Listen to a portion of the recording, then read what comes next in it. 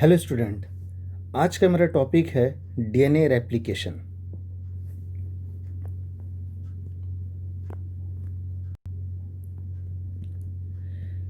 तो DNA replication होता क्या है? डीएनए रेप्लिकेशन मतलब DNA replication is the process DNA replication is the process by which DNA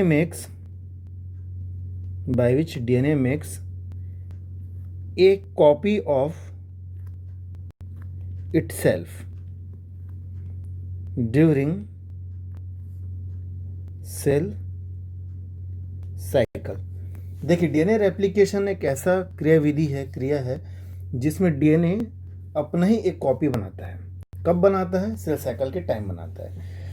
अच्छा, ये तक पॉइंट हो गया। दूसरा पॉइंट कि सेल साइकिल में डीएनए रेप्लिकेशन कब होता है, ये तो नीट में भी क्वेश्चन आ चुका है पहले भी, है ना। तो एस फेज याद रखिएगा। एस फेज में सेल साइकिल में आप पढ़े होगे G1 S G2 M पढ़े होगे, है ना। तो उसमें से जो S होता है ना, S फेज, उसमें डीएनए रेप्लिकेशन होता है। अब उसके बाद टाइप, मॉडल बोल सकते हो, टाइप नहीं मॉडल बोलना चाहिए। डीएनए रेप्लिकेशन के लिए 3 मॉडल थे।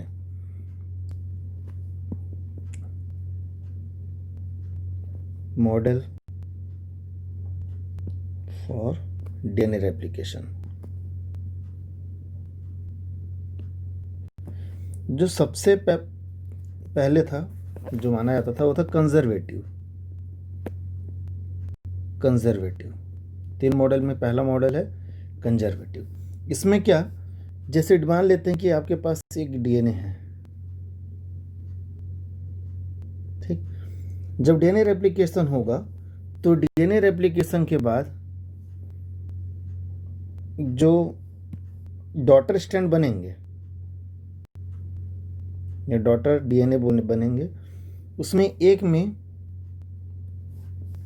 एक जो डीएनए रहेगा उसमें दोनों स्ट्रैंड नया होगा, और एक जो डीएनए होगा उसमें दोनों पुराने होंगे। यानी कि अगर आप इसमें देख रहे होंगे तो ये वाले में दोनों कैसे थे, बोथ स्ट्रैंड कैसे हैं इसके, ओल्ड टाइप थे। जबकि इस वाले केस में आपको दोनों स्ट्रैंड कैसे मिल रहे हैं, बोथ स्ट्रैंड न्यू, ठीक है। तो जिसमें कंजर्वेटिव में बोला जा रहा है कि एक डीएनए से जो 2 डीएनए बना, उसमें से एक डीएनए में पूरा पैतृक प्रकार यानी पेरेंटल टाइप के बोथ स्ट्रैंड पेरेंटल टाइप थे, और जो एक दूसरा जो डॉटर डीएनए था उसमें दोनों स्ट्रैंड कैसे थे, न्यूली सिंथेसाइज्ड थे। तो ये कंजर्वेटिव मेथड था। अब उसके बाद दूसरा पढ़ते हो सेमी कंजर्वेटिव।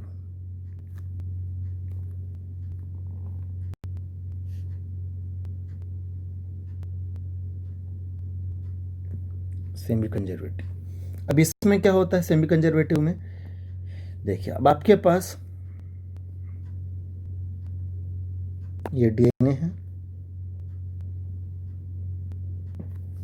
डीएनए रेप्लिकेशन होगा तो 2 डीएनए बनेगा। तो जो 2 डीएनए बनेंगे उसके प्रत्येक डीएनए में एक स्ट्रैंड जो था पेरेंटल टाइप था, और जो दूसरा स्ट्रैंड था वो न्यूली सिंथेसाइज था। मतलब हर डीएनए में एक नया और एक पुराना स्ट्रैंड होगा। अब देख लीजिए इस प्रकार से। तो 2 डीएनए बना ना, डॉटर स्ट्रैंड, डॉटर डीएनए, उसमें आपको ये वाला कैसा है, ओल्ड स्ट्रैंड था, और ये वाला कैसे है, न्यू स्ट्रैंड है।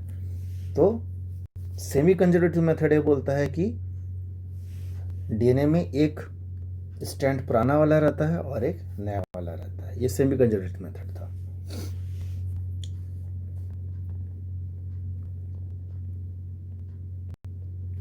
One strand old and one strand new, ये रहेगा। ये हो गया आपका सेमी कंजर्वेटिव मेथड या मॉडल। तीसरा था डिस्पर्सिव।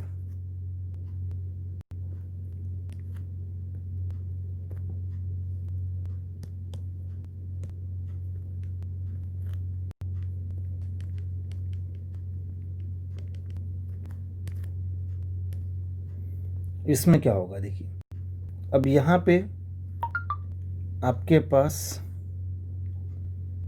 एक डीएनए रखा हुआ है, डीएनए का रेप्लिकेशन होगा। तो रेप्लिकेशन जब होगा तो इसमें एक ही डीएनए का प्रत्येक स्ट्रैंड में कुछ नया और कुछ पुराने होंगे। जैसे कि एक स्ट्रैंड बनाया है ना, तो प्रत्येक स्ट्रैंड में देखो नया पुराना फिर नया पुराना, ऐसा ओल्ड न्यू ऐसा रहेगा। सेम दूसरे स्ट्रैंड में भी।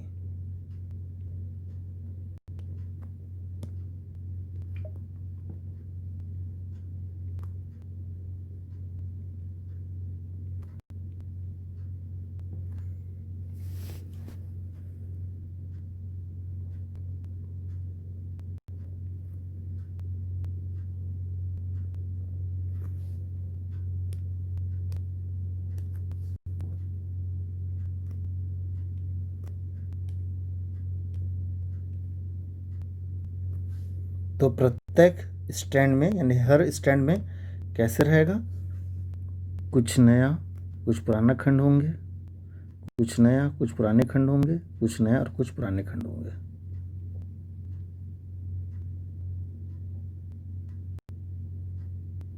इस प्रकार से। तो इसमें अब क्या बताते हो, each strand have both new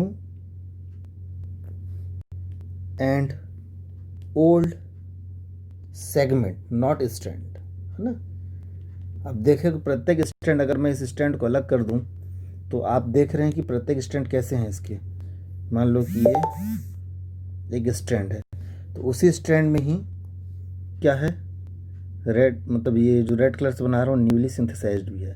तो ओल्ड और न्यूली सिंथेसाइज्ड एक साथ हैं, इस प्रकार से है ये, है ना। तो each stand have both new and old segment. ये कौन सा किसका था, ये डिस्पर्सिव मॉडल का था। बट एक्सपेरिमेंटली प्रूफ जो हुआ, एक्सपेरिमेंटली जो प्रूफ हुआ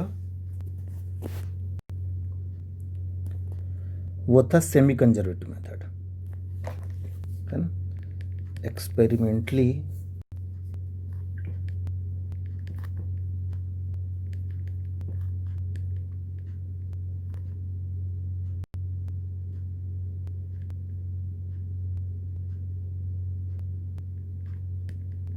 जो वो कौन था, सेमी कंजर्वेटिव मेथड।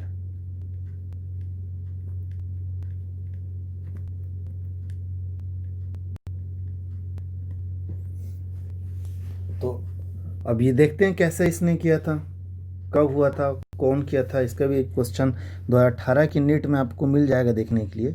2018 की नीट के पेपर में आपको मिलेगा, ये क्वेश्चन है। देखिए इस एक्सपेरिमेंट को 1953 में, सॉरी 58 में, 1958 में मेसेल्सन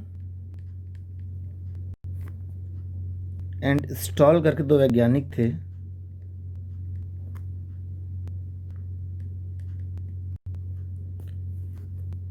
उन्होंने एक्सपेरिमेंटली परफॉर्म किया था इसे।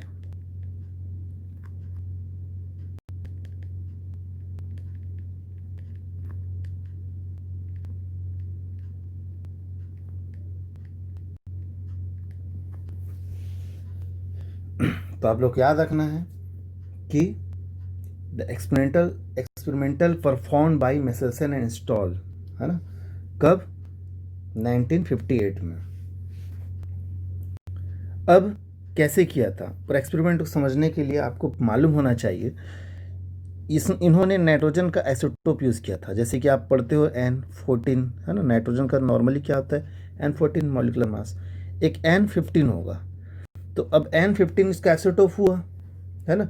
अब दोनों में क्या डिफरेंस आएगा, मास में डिफरेंस आएगा, ठीक है। तो मास का डिफरेंस का क्या यूज़ करने वाला है, तो आपको मालूम होना चाहिए, ये एक टेक्नोलॉजी यूज़ करने वाला है, तकनीक यूज़ करने वाला है डीएनए रेप्लिकेशन कराने के लिए, वो है सेंट्रीफिकेशन। और उसमें भी कौन सा, डेंसिटी ग्रेडियंट सेंट्रीफिकेशन। अब थोड़ा डेंसिटी ग्रेडियंट सेंट्रीफिकेशन के बारे में आप समझ लीजिए कि उसमें क्या होने वाला है। उसमें एक ट्यूब होगा, ठीक है, मान लेते हैं उस ट्यूब में आपने मिक्सचर डाला हुआ है डीएनए का, कोई भी चीज़ का, ठीक है, जरूरी नहीं खाली डीएनए का हो। अब उसमें सेंट्रीफिकेशन क्या होता है, हिंदी में उसका बोलते हैं अपकेंद्रन, ऐसे कुछ है। उसमें बहुत स्पीड से रोटेट होता है। रोटेट होने के कारण क्या होगा, जो हैवी चीज़ होगा वो नीचे की ओर, जो लाइट चीज़ है वो ऊपर की ओर होंगे, है ना। कायदे से देखा जाए तो सभी के सभी जितने भी पार्टिकल्स होंगे वो रोटेट होने के कारण नीचे पूरा बैंड के फॉर्म में वैसे बैठ जाएंगे, यहाँ पे बैठ जाएंगे। लेकिन यहाँ पे इस तकनीक में जो यूज़ किया गया था वो यूज़ किया गया था डेंसिटी ग्रेडियंट सेंट्रीफिकेशन। अब डेंसिटी का मतलब क्या होगा, डेंसिटी में मतलब वो डेंसिटी वाइज यूनिट जो हैं वो क्या होंगे, बैंड के फॉर्म में बैठेंगे। जैसे कि मान लीजिए कि आपने एक मिक्सचर डाला जिसमें N14 भी है और N15 भी है, ठीक है। दोनों में मास इसका ज़्यादा होगा, 15 का होगा।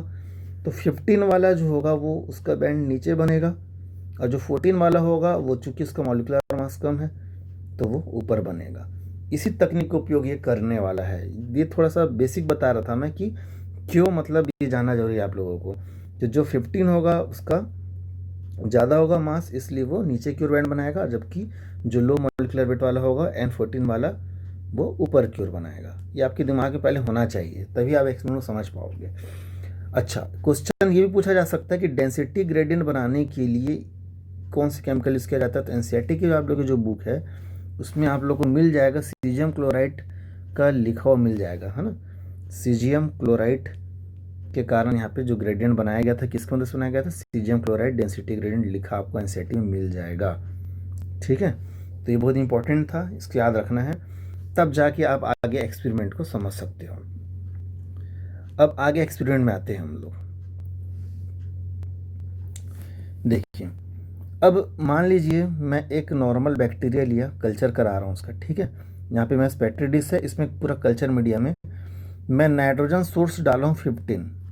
क्या डाला हूँ, नाइट्रोजन सोर्स 15। यानी जैसे कि मान लीजिए ग्रोथ के लिए, से बैक्टीरिया ग्रोथ के लिए कुछ केमिकल चाहिए होगा, उसको कुछ खाना चाहिए ना, तो उस खाने में नाइट्रोजन स्रोत जो आप डाले हो वो क्या डाले हो, N15 यानी कि आइसोटोप डाले हो। अब मैं एक बैक्टीरिया इसमें डाल दूंगा तो 1 से 2, 2 से 4, 4 से 8, 16, 32 ऐसे ग्रोथ होगा। तो जो ग्रोथ होगा, जितना भी बैक्टीरिया होगा उन सभी के डीएनए में क्या वाला होगा, N15 वाला होगा। इन्होंने पहले एक मास्टर कॉपी बना लिया, ठीक है। अब देखिए, कई बार इस बुक से पढ़ने से बच्चों को एक्सपेरिमेंट क्यों समझ नहीं आता। सोचिए कि मैंने एक N15 वाला कल्चर वीडियो बनाया था, सोचिए कि मैं साथ ही में एक N14 वाला भी तो बनाया रहूँगा। चलो बना लेते, नहीं बनाऊँगा तो बना लेता हूँ मैं। लो, ये N14 वाला है, ठीक है। अब जब इसमें सेम बैक्टीरिया अगर मैं डालूंगा तो अब यहाँ पे नाइट्रोजन स्रोत क्या है, 14। तो डीएनए में भी सब चीज़ क्या होंगे, 14 वाले ही होंगे। तो यहाँ पे ये N14 वाला पूरा कल्चर हुआ। अब मैं इनके बैक्टीरिया को निकाला, किनके, 15 वाले के, और उसको सेंट्रीफ्यूज किया, डेंसिटी ग्रेडियंट सेंट्रीफ्यूज किया, और इधर से 14 वाले का भी निकाला, सही बैक्टीरिया के डीएनए को निकाला और उसके भी डेंसिटी ग्रेडियंट सेंट्रीफ्यूज किया। तो जो 15 वाला था उसमें बैंड जो बना, उसमें जो बैंड बना वो डीएनए का वो नीचे की ओर बना, मान लेते हैं। मैं जान गया था यहाँ पे क्या था, इस भाई मैंने तो कल्चर मीडिया में N15 वाला डाला है, तो सीधी सी बात है ये जो डीएनए बना होगा कैसा वाला होगा, N15 वाला होगा। और जिसमें सिर्फ N14 वाला डाला उसका बैंड ऊपर की ओर बना, अब देखिए ना कैसे कंक्लूजन निकलेगा कि डीएनए रेप्लिकेशन सेमी कंजर्वेटिव होता है। देखिएगा अब यहाँ पे मेरा जो बैंड बना तो N14 वाला है, ये मेरे लॉजिक में दिमाग में है ये चीज़ें, ठीक है। N14 वाले में ऊपर बन रहा है, 15 वाले मॉलिक्यूलर मास ज़्यादा होने के कारण नीचे होने के कारण मॉलिक्यूलर ज़्यादा होने के कारण वो नीचे बैठेगा, बैंड नीचे बना, ऐसा लॉजिकली अपन समझ रहे हैं। अब मेरे पास ये आइडिया है, ठीक। अब सपोज मैं एक कल्चर डिश लिया या फिर पेट्री डिश लिया, ठीक है। इसमें नाइट्रोजन स्रोत है N14 है, और मैं यहाँ से बैक्टीरिया यानी कि N15 वाले कुछ बैक्टीरिया को यहाँ पे ट्रांसफ़र करता हूँ, ठीक है। मान लेते हैं कि ये जो बैक्टीरिया है 20 मिनट में डिवाइड होता है, तो 20 मिनट के लिए मैंने इसको डाल दिया, मतलब 20 में कल्चर कराया। अब इसमें यदि मैं कुछ बैक्टीरिया लेके इसे कल्चर कराया तो 20 मिनट बाद, कितने मिनट बाद, 20 मिनट बाद जब मैं इसका सेंट्रीफ्यूज किया और डीएनए को निकाल के सेंट्रीफ्यूज किया, तो जो मेरा स्केल था, जो आइडिया है ना कि 15 वाला नीचे बनेगा, 14 वाला ऊपर बनेगा, बट ऐसा नहीं हुआ। 20 मिनट बाद जब क्या बोलना चाहिए, सेंट्रीफ्यूगेशन कराने 20 मिनट बाद कल्चर कराने के बाद जब सेंट्रीफ्यूज किया गया तो बैंड ना तो 14 वाले प्लेस पे बना ना 15 वाले प्लेस पे बना, वो कहाँ पे बना, दोनों के बीच वाले एरिया पे बना, मतलब ना नीचे ना ऊपर। तो आप खुद सोचिए ऐसा कब हो सकता है। अगर मान लेते हैं डीएनए रेप्लिकेशन कंजर्वेटिव हुआ रहता, तो कंजर्वेटिव में तो भैया एक नया स्टैंड पूरा अलग होता और एक पुराना स्टैंड पूरा अलग अलग होता। तो इस कंडीशन में 15 वाला अलग बैंड बनता और 14 वाला अलग बैंड बनता, सही है ना, अलग अलग बैंड बनता। लेकिन ये सेमी कंजर्वेटिव था जिसमें डीएनए का एक स्ट्रैंड नया वाला था और एक पुराना वाला था, इसलिए बैंड आपको एक ही मिला, ठीक है। तो इसलिए एक्सपेरिमेंटली प्रूफ होता है यहाँ पे कि डीएनए रेप्लिकेशन जो होता है वो सेमी कंजर्वेटिव होता है। किसने बताया था, मेसेल्सन एंड स्टॉल ने बताया था। तो ये सिंपल फॉर्म तक समझने के लिए एक्सपेरिमेंट को। अच्छा, अब चूंकि आपकी बुक में थोड़ा एक डायग्राम दिया हुआ है, ठीक है, तो उसके अकॉर्डिंग भी देखते हैं कि क्या है वो एक्चुअल में क्या बताना चाह रहा है, ठीक है।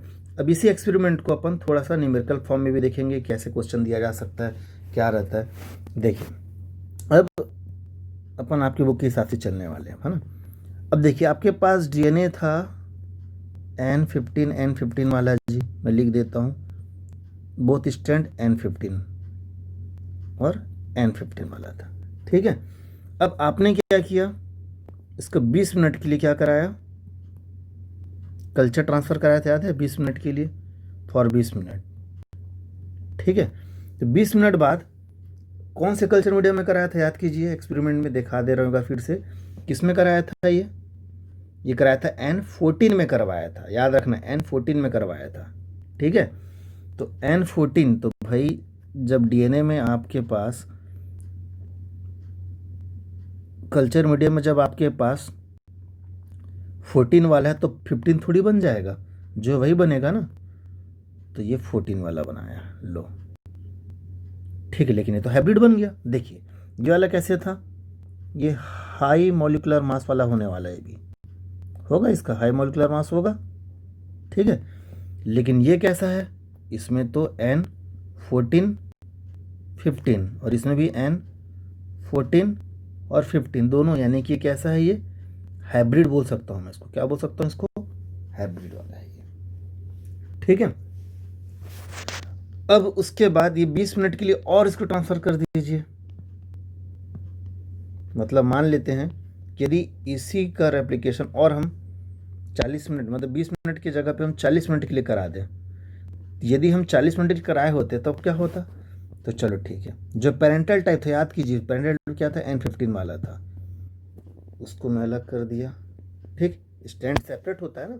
अब उसके बाद नया जो बना मीडियम, कल्चर मीडियम में क्या था, 14 था, तो N14 वाला बना। दूसरा स्टैंड इसका क्या था, 14 ही था, कल्चर मीडिया में क्या है, 14 ही है। समझ आ रहा है?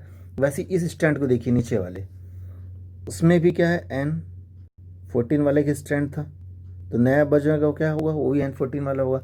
लेकिन एक स्टैंड क्या था, पेरेंटल टाइप वाला था। इस जगह पे देखिए ये वाला है ना, ये वाला, तो इस जगह पे हम इसका बनाएंगे। और मीडियम में क्या है, N14 है, 14 है मतलब ये देखिए। तो इस कंडीशन में आपको क्या मिला, अब देखिए यहाँ के परिणाम क्या है। यहाँ पे आपको मिल रहा है 2 हाइब्रिड, देख लीजिए 2 हाइब्रिड है, ये और ये हाइब्रिड है, ठीक है। और ये 2 कैसे हैं, कैसे हैं ये 2, ये लो मॉलिक्यूलर वेट वाले हैं, लो मॉलिक्यूलर वेट वाले हैं, नॉट हाई मॉलिक्यूलर वेट, ठीक है। क्यों, क्योंकि ये 14-14 वाले हैं, ये भी 14-14 है, और ये 14-15 है, और ये 14-15 है। यानी कि अगर आपके पास 15-15 है तो हम इसे बोल देंगे हाई मॉलिक्यूलर वेट वाला है। अगर मैं बोलूँगा 15 और 14 या 14 और 15 बोलूँगा तो मैं इसे बोल दूँगा ये हाइब्रिड है। और यदि मैं 14-14 बोलूँगा तो मैं इसे बोलूँगा लो मॉलिक्यूलर वेट वाला है, ऐसा, ठीक है। अच्छा, सेम चीज़ को अगर मैं आगे और पीढ़ी के लिए बनाऊँगा, हालांकि एनसीईआरटी में 2 ही पीढ़ी दिया है, लेकिन अगर मैं इसको 3 पीढ़ी के लिए ले जाऊँ, यानी कि मैं इसको बना दे रहा हूँ, एक जनरेशन में एक्स्ट्रा लेके चल रहा हूँ ताकि आपको और अच्छा समझ आए, ठीक है। अगर मैं इसको 60 मिनट के लिए किया होता, 20 मिनट नहीं, 40 भी नहीं, 60 मिनट, तो 60 मिनट में क्या होगा, 20 मिनट में 1 से 2 होता, फिर अगले 40 मिनट में 4 होता, फिर 60वें मिनट 20 मिनट में और में 4 से 8 हो जाएगा, यानी हर जनरेशन में डबल होगा ये। तो इस कंडीशन में आपके पास 1 2 3 4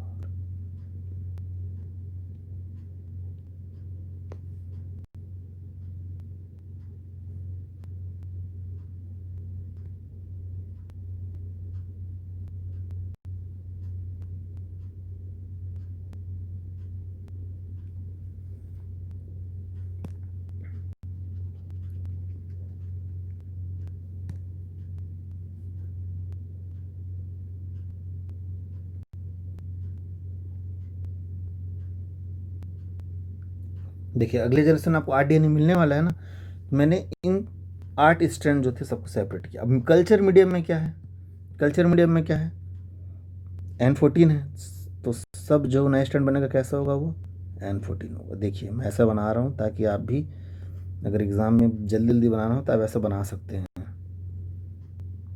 अब देखो इससे क्या मिला आपको, अरे पता तो ये चल ही रहा है ना भाई कि हर जनरेशन बाद 2 ही हाइब्रिड होंगे। इसमें भी आप देख लीजिए ध्यान से, आपको सिर्फ 2 ही हाइब्रिड मिल रहा है, और वो ये और ये है, 2 हाइब्रिड है। और बाकी जितने बचे, बाकी कितने हाइब्रिड बचेंगे, 8 में 2 गया 6, बाकी के जो 6 हैं, 6 के 6, 1 2 3 4 5 6, ये कैसे हैं, ये लो मॉलिक्यूलर वेट वाले हैं, ठीक है। तो अब क्या क्या क्वेश्चन पूछा जा सकता है, कैसे कैसे दिया जा सकता है, देखिए। अच्छा, पहले तो मैं इनका डेंसिटी ग्रेडियंट सेंट्रीफ्यूज बता दूँ मैं। देखिए जब आप 20 मिनट में किए थे, 20 मिनट बाद तो वो बीच जगह पे आपको बैंड मिला था, 14-15 डिनोट कर रहा था, वो डिनोट कर रहा था 14-15 हाइब्रिड शो कर रहा था, ठीक है। जब अगले 20 मिनट वाला जब हुआ तो आपने देखा, यानी कि सेकंड जनरेशन की बात कर रहा हूँ मैं,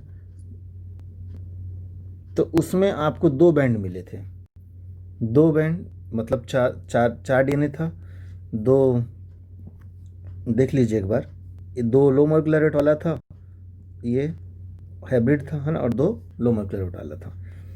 तो आपके पास 2 बैंड मिलेंगे, एक लो मॉलिक्यूलर वेट वाला और एक हाइब्रिड वाला। उसके बाद आप तीसरी पीढ़ी में गए, अब उनका जब सेंट्रीफ्यूज किए होंगे, तो अब यहाँ पे थोड़ा लॉजिकली समझना आप लोग, यहाँ पे कई बार बच्चे लॉजिक लगा नहीं पाते। अब बैंड कैसे बनेगा, देखिए अब यहाँ पे इस कंडीशन में जो बैंड होगा वो इक्वल नहीं होगा, जो हाइब्रिड था वो तो 2 ही था अभी भी, ठीक है। लेकिन अब आपका लो मॉलिक्यूलर वाला जो डीएनए था उसका डेंस आपको ज़्यादा मिलेगा, ऐसा। वो इक्वल बैंड नहीं होंगे, याद रखिएगा। जैसे आप इक्वल दिखा रहे तो वैसा नहीं होगा, एक पतला होगा थिन और एक बैंड आपको थिक मिलेगा। क्यों भाई ऐसा? क्योंकि इसमें 100% पहले वाले में हाइब्रिड था, है ना, यानी कि ऑल टू। और इसमें 2:2 यानी कि 1:1 बोल सकते हो आप, ठीक है, हाइब्रिड और लो मॉलिक्यूलर वेट थे। लेकिन इस वाले में आपको 2 डीएनए मिला था, क्या? हाइब्रिड, ठीक है। अच्छा, इसमें एक मिनट क्या मिस्टेक हुआ है यहाँ पे? इसमें हमें लो मॉलिक्यूलर वेट वाले को ऊपर बताना है, बस यही मिस्टेक हुआ है। लो मॉलिक्यूलर वेट वाले कहाँ बताना है? ऊपर बताना है ना। हाइब्रिड तो नीचे होगा, नीचे हाई मॉलिक्यूलर वेट होगा। ये थोड़ा सा मिस्टेक हो गया है, इसमें आपको ऊपर मिलेगा, लो मॉलिक्यूलर वेट वाला ऊपर मिलेगा, है ना, और ये थिक मिलेगा। देखिए ये यही पे चीज जो है थोड़ा सा गड़बड़ी होती है, समझना है इसको, है ना। अब यहाँ पे जो हाइब्रिड था 2 था, थिक ऊपर वाला बैंड थिक क्यों है? क्योंकि वो आपका 6 था, 6 था। कैलकुलेट कर लीजिएगा यहाँ पे, ये देख लीजिए, मैं दिखा दे रहा हूँ एक बार फिर से, देखिए ध्यान से। एक ये 2 3 4 5 6, जो कि हाइब्रिड वाले ये 1 और ये सिर्फ 2 ही हैं, ठीक है। तो ये आपका अब यहाँ से रेशियो आप निकाल सकते हैं आराम से। ये रेशियो आया आपका 1:3। क्वेश्चन में ये देखना है कि low molecular weight versus hybrid दिया है कि hybrid versus low molecular weight दिया है। अगर low molecular weight versus hybrid दिया रहता तो 3:1 होता।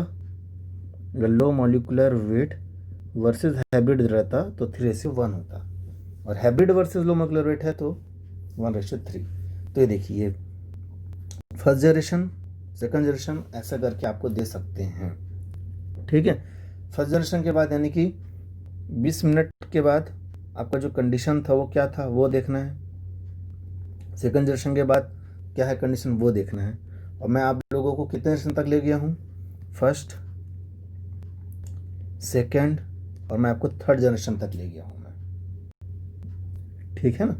आपकी बुक में फर्स्ट मिल जाएगा, सेकंड मिल जाएगा एनसीईआरटी में, लेकिन क्वेश्चन थर्ड का भी दिया जा सकता है, तो उस कंडीशन में रेशियो भी चेंज हो जाएगा। अब न्यूमेरिकल क्वेश्चन कैसे दे सकता है? जैसे कि सेम क्वेश्चन कैसे दे सकता है कि आपको बोल दिया जाए कि कोई डीएनए है जिसको मतलब कोई कल्चर दिया गया है जिसमें डीएनए जो है बैक्टीरिया में जो डीएनए है उसमें N14 वाले हैं या N15 वाले हैं। अब उनको किसी ऐसे माध्यम में ग्रोथ करा रहे हैं जिसमें कल्चर नाइट्रोजन स्रोत N14 वाले हैं। तो अगर आपको बोला जाएगा कि बताइए कि 3 पीढ़ी के बाद उसमें कितना % हाइब्रिड डीएनए हो सकता है, कितना % उसमें लो मॉलिक्यूलर वेट वाला हो सकता है, तो ये जो है सिंपल आप इसी फॉर्म पे बनाएंगे। फिर भी मैं एग्जांपल बना के बता दे रहा हूँ कि कैसे क्वेश्चन दिया जा सकता है और आप कैसे बनाएंगे। जैसे मान लो आपको क्वेश्चन दिया गया कि आपके पास एक कल्चर मीडिया है जिसमें नाइट्रोजन स्रोत है 15 है मान लेते हैं, ठीक है, और आपको जो दिया गया डीएनए था या सेल था उसमें नाइट्रोजन स्रोत क्या था? N14 था, ठीक। अब उसको आपने इसमें कल्चर करवाया, देखो N14 वाला दिया गया है और कल्चर मीडिया कौन सा है? N15 वाला। और कितने पीढ़ी तक दिया गया? मान लो कि 3 पीढ़ी तक, यानी कि 3 जनरेशन तक को आपको क्या करवाना है? 3 पीढ़ी तक यानी कि 3 जनरेशन तक आपको क्या कराना है? इसका कल्चर करवाना है। तो 3 पीढ़ी बाद हाइब्रिड कितने % होंगे, ठीक है, ऐसा कुछ क्वेश्चन दिया। देखिए आपको एक चीज़ मैं बता दूं, याद रखिएगा, मेसेल्सन एंड स्टाइल एक्सपेरिमेंट वाले में क्वेश्चन जो भी आएगा उसमें हाइब्रिड हमेशा हर जनरेशन में 2 ही होगा, चाहे कल्चर मीडिया में 15 हो चाहे 14 हो। देखो अगर मान लो कल्चर मीडिया में 14 होता और हम डाल रहे हैं जो डीएनए या जो बैक्टीरिया डाल रहे हैं जिसमें जो डीएनए वो मान लो 14 वाला होता, ठीक है, और यहाँ पे 15 होता, मतलब अल्टरनेट जो भी सोचो आप, तो हर जनरेशन के बाद आपको 15 ही मिलेगा, मतलब हाइब्रिड ही मिलेगा। चलो देख लेते हैं कैसे। अब देखो आपके पास यहाँ पे 14 वाला है जी, ठीक है, 14 वाला। अब एक जनरेशन के बाद कल्चर मीडियम में क्या है 15, तो 2 स्ट्रैंड सेपरेट होंगे और जो नया डीएनए बनेगा उसमें ये क्या हुआ इस प्रकार से। इसमें क्या था 14 14 दिया था, अभी क्या बना 14 15 14 15 बना। अगले जनरेशन में देखिए, अगले जनरेशन में क्या होगा, ये एक पीढ़ी था ना, अगले जनरेशन में क्या होगा, फिर से जो पैतृक प्रकार क्या थे 14 14 थे, उसको अलग कर दो आप ऐसा। जो नए बने थे वो क्या था 15 वाला, इसको मैं ऐसा कर दिया। अच्छा कल्चर मीडियम में क्या है 15 वाला है, तो आप इसको ऐसे बनाइए, ठीक है। तो अब क्या कंडीशन है, अभी भी यहाँ पे 14 15 है। देखिए हर जनरेशन में हाइब्रिड कितना है, 2 ही है। यहाँ पे क्या है, ये 15 15 15 15 और ये भी 15 15 है। चलो मैं इसको थर्ड जनरेशन में ले चलता हूँ। थर्ड जनरेशन में अगर मैं जाऊँगा तो यहाँ पे जो एक ये हो गया, उसके बाद उसका कॉम्प्लीमेंट्री स्ट्रैंड ये 2, फिर दूसरे डीएनए का, फिर तीसरे डीएनए का, और फिर ये चौथे डीएनए का, और ये इसका कॉम्प्लीमेंट्री ब्लैक। ये देखिए कल्चर मीडियम में क्या है, हमने इस बार क्वेश्चन जो लिया उस पर कल्चर मीडियम में क्या डाला है 15 डाला है, तो सबका 15 वाला बना दीजिए दूसरा स्ट्रैंड। अब यहाँ पे देखिए, अब इसमें क्या है 14 15, ये लास्ट वाला क्या है 14 15, बाकी ये सब के सब क्या हैं 15 15 वाले हैं। इसका मतलब ये है कि हर जनरेशन में आपके पास हाइब्रिड कितना बना यार, 2 ही बना, ठीक है। तो अब देख ली 3 पीढ़ी के बाद यहाँ पे आपके पास 6 कॉपी जो बने थे वो हाई मॉलिकुलर वेट था, और जो 2 कॉपी थे वो लो मॉलिकुलर वेट था। यदि मैं इनका सेंट्रीफ्यूगेशन कराया होता, अगर मैं इनका सेंट्रीफ्यूगेशन कराया होता तो मुझे सबसे ज़्यादा 15 15 वाला जो है हैवी होने के कारण सबसे मोटा बैंड भी बनता ज़्यादा होने के कारण, और जो हाइब्रिड वाला है वो ऊपर बनता, ठीक, और पतला बैंड बनता। ये याद रखना आप, पतला और मोटा वाला। पतला क्यों बन रहा है भाई, मात्र 2 ही है ये वाला 14 15 वाला कितना है, सिर्फ 2 ही है। और जो मोटा वाला है वो कितना है 15 15 वाला कितना है, टोटल 6 है ना, इसलिए इसका बैंड क्या होगा मोटा बनेगा, ठीक है। तो ये आप लोग को याद रखना है। अच्छा क्वेश्चन में मान लो ये पूछ रहा था 3 पीढ़ी के बाद कितने % हाइब्रिड बने, तो भैया हाइब्रिड कितना बन रहा है क्वेश्चन में, चलो ये भी देख लेते हैं एक, है ना। अब देखो हाइब्रिड पूछा कि हाइब्रिड का परसेंटेज क्या है, परसेंटेज अगर आपसे पूछा है ना, तो 2 ही बना है, कितने बना 3 पीढ़ी के बाद। परसेंट और रेशियो में गड़बड़ी मत करना, ठीक है। टोटल डीएनए आपके पास 3 पीढ़ी बाद कितना बना था, 1 पीढ़ी बाद 2, 2 पीढ़ी बाद 4, 3 पीढ़ी बाद 8, तो 2/8 होगा, परसेंट ऐसे निकालोगे आप, ठीक है। तो 25% क्या था, ये हाइब्रिड था, है ना। अच्छा इसी हाइब्रिड से रिलेटेड और क्वेश्चन देखते हैं। अगर यही हाइब्रिड को पूछा रहता फर्स्ट जनरेशन में परसेंटेज, ठीक है, एक जनरेशन के बाद, तो 100% हाइब्रिड था, ठीक है। फिर अगर बोलूँगा सेकंड जनरेशन हाइब्रिड कितना था, तो हाफ होते जाएगा ना, कम करते जाना। सेकंड जनरेशन कितना बचेगा 50%। मैं बोलूँगा थर्ड जनरेशन के बाद कितना हाइब्रिड था, तो 25%। फिर बोलूँगा फोर्थ जनरेशन के बाद कितना हाइब्रिड था, तो आप बोलोगे 12.5%। क्योंकि हर जनरेशन में मैं क्या बोला, हाइब्रिड डीएनए सिर्फ 2 ही होते हैं, बाकी डीएनए जो लो मॉलिक्यूलर वेट वाला होगा, या तो अगर N14 में हो रहा है तो लो मॉलिक्यूलर वेट वाला होगा, और N15 में करा रहे हो तो हाई मॉलिक्यूलर वेट वाला होगा। इस चीज़ का ध्यान रखना। फिर से बोल रहा हूँ कि यदि आप कल्चर पेट्री डिश में जो नाइट्रोजन स्रोत अगर 14 रखे हो N14, ठीक है, तो पूरा डीएनए N14 वाला बनेगा, 2 को छोड़कर 2 हाइब्रिड बनेंगे। यदि पेट्री डिश में पूरा N नाइट्रोजन स्रोत 15 वाले रखे हो तो जितने भी डीएनए बनेंगे सब 15 वाले ही बनेंगे, सिर्फ 2 को छोड़कर। 2 स्ट्रैंड जो पेरेंटल होगा वो हमेशा हाइब्रिड ही बनाएगा, ठीक है। पेरेंटल स्ट्रैंड जो रहेगा वो हमेशा हाइब्रिड बनाएगा। तो इस प्रकार से आप क्वेश्चन बना सकते हो, थैंक यू फॉर वॉचिंग।